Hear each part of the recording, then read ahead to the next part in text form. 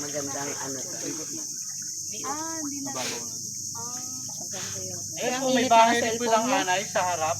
May kahoy po ng mangrove. Ah. Populated po. Bahay po ng anay. Oo nga, ang dami. Inaanay din po yung mangrove kahit matigas po yun siya. Pinagtataka lang po namin bakit po Ba't may anay? napunta siya dyan. Oo. Samantalang tubig po. Po sa gabi, Ay, tama. ginagamit po nila yung bangka. Ang groove. Nagbabangka sila. Nagbabangka sila. Pag nakaganon na. Kahit pistif po, kahit ano po yan, kahit na pistif yan, hindi po rin pwedeng I-5 mo lang. tanggalin po para yan. hindi kami Kasi ganun nga mataba. po, part pa rin po siya ng food chain. Kinakain Ay, po laki siya niya. ng wood picker, uneater.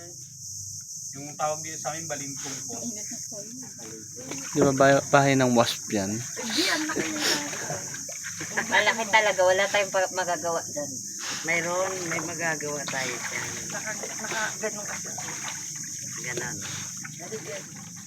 Tapos, tuck in.